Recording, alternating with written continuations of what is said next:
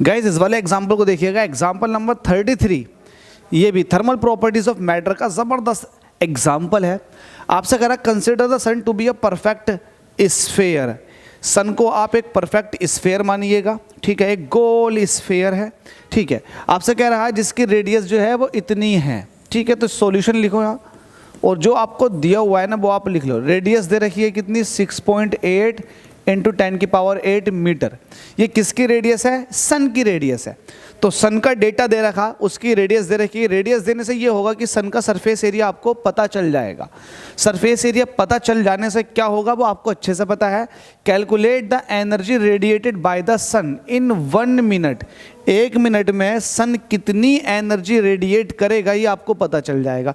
तो energy radiation निकालना bye सन के थ्रू, तो सन का तो एरिया आपको चाहिएगा, जाहिर सी बात है। तो उसके लिए आपको रेडियस दे दी, ठीक है। तो आपसे कह रहा है calculate the energy radiated by the sun in 1 मिनट। टाइम दे रखा है 1 मिनट। अच्छा, 1 मिनट को सेकंड में कन्वर्ट करोगे तो ये हो जाएगा 60 सेकंड, ठीक है। हमसे कह रहा है सरफेस टेम्परेचर ऑफ द सन। सन का सरफेस टेम्परेचर भी दे रखा 6200 केल्विन। तो आपके लिए बड़ा आसान है।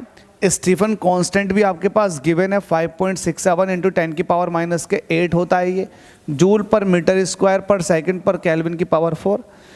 तो अब सबसे पहला आपको क्या करना है, सबसे पहला आपको अब क्या करना है, एक काम करो, आप आर की मदद से सरफेस एरिया फाइंड आउट कर लो, या फिर आप ये भी नहीं करना चाह रहे तो डायरेक्ट फॉर्मूला लगाओ। सिंस वी नो दैट, आप एक चीज़ जानते हैं, वो क्या जानते हैं, आप ये जानते हैं according to the Stefan's law, Stefan's law के अकॉर्डिंग, स्टीफेंस लॉ के according E is equal to होता है सिग्मा टी की पावर 4 एरिया इनटू टाइम।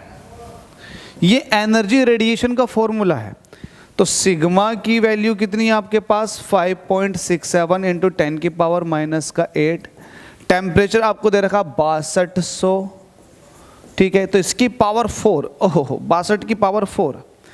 आपके पास एरिया कितना है, एरिया होगा, स्फेयर का एरिया होता है 4 पाई, पाई की वैल्यू रख दो, इंटू रेडियस का स्क्वायर। रेडियस है 6.8 इंटू 10 की पावर, देखो 6.8 इंटू 10 की पावर 8 इसका स्क्वायर।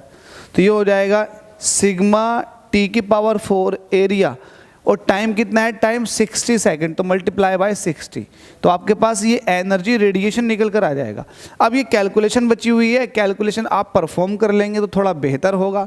बस ये कैलकुलेशन परफॉर्म कर लो, ये वैल्यू आ जाएगी 2.92 इंटू 10⁻28, 2.92 इंटू 10⁻28 जूल। ये कैलकुलेशन आ जाएगी। आप इसको थोड़ा सा करके देख लें, कुछ नहीं रखा, सिंपल सी कैलकुलेशन है, आप इसको परफॉर्म कर लें। 12th में हो, सॉरी 11th में हो, तो ये कैलकुलेशन आप लोगों से आनी चाहिए।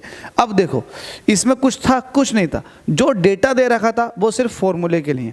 फॉर्मूला बहुत क्रूशियल है। अगर आप कोई टॉपिक पढ़ रहे हैं तो सबसे ज़्यादा बार आपको फॉर्मूला याद करना है, क्योंकि फॉर्मूला स्टिल याद रह गया तो आप न्यूमेरिकल को अटेंड करने की कोशिश कर लेंगे। अगर फॉर्मूला ही याद ना है तो कितना भी क्वेश्चन आपका क्लियर हो जाए, आप क्वेश्चन को सॉल्व नहीं कर सकते। तो न्यूमेरिकल सॉल्व करने के लिए फॉर्मूला मस्ट है, अच्छे से याद करो, ठीक है। चलो अगले क्वेश्चन में मुलाकात करता हूँ।